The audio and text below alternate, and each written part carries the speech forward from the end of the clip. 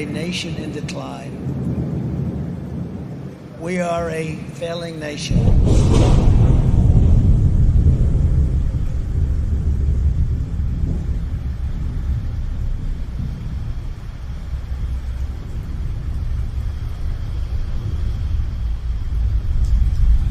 We are a nation that has the highest inflation in over 40 years, where the stock market just finished the worst first half of a year in more than 5 decades. We are a nation that has the highest energy cost in its history, and we are no longer energy independent or energy dominant, which we were just 2 short years ago. We are a nation that is begging Venezuela and Saudi Arabia for oil. We are a nation that surrendered in Afghanistan, leaving behind dead soldiers, American citizens, and $85 billion worth of the finest military equipment in the world.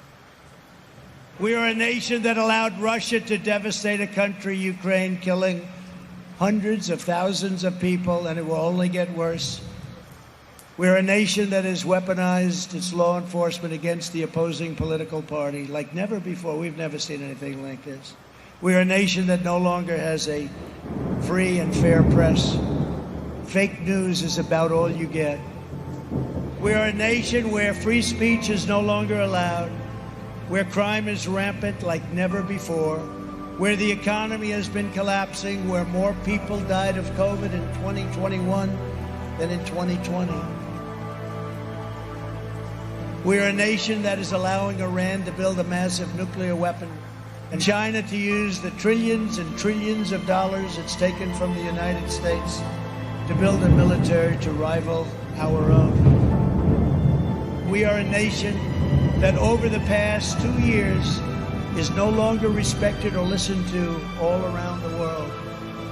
And we are a nation that is hostile to liberty and freedom and faith. We are a nation whose economy is floundering, whose stores are not stocked, whose deliveries are not coming, and whose educational system is ranked at the bottom of every list. We are a nation that in many ways has become a joke. But soon we will have greatness again.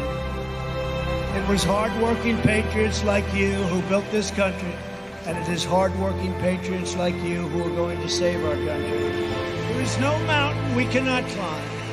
There is no summit we cannot reach. There is no challenge we cannot meet.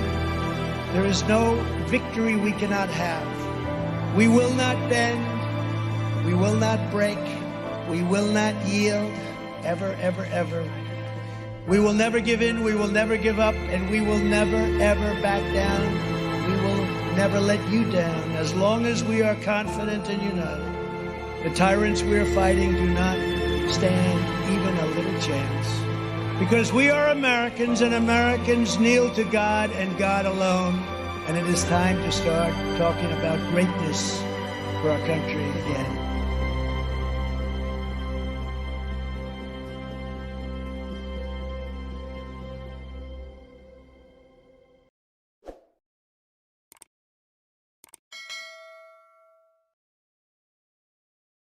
All I know about that is what is in the public domain.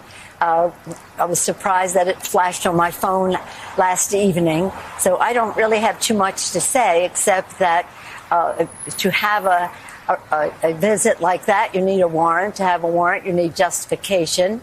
And that says that no one is above the law, not even a president or a former president of the United States.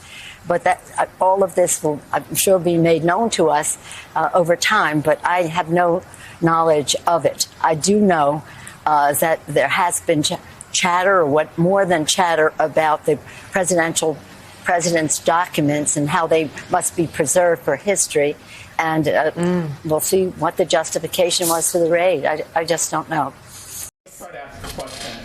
Can you confirm that the White House is authorizing the National Archives to turn over documents covering all communications related to Trump's activity on January 6th? The administration takes the events of January 6th incredibly seriously, as the president said on its 6-month anniversary. That day posed an existential crisis and a test of whether our democracy could survive. It was in many respects a unique attack on the foundations of our democracy. The president's dedicated to ensuring that something like that could never happen again, which is why the administration is cooperating with ongoing investigations, including the January 6th Select Committee, to bring to light what happened. As a part of this process, the president has determined that an assertion of executive privilege is not warranted for the first set of documents from the Trump White House that have been provided to us by the National Archives. As we've said previously, this will be an ongoing process, and this is just the first set of documents.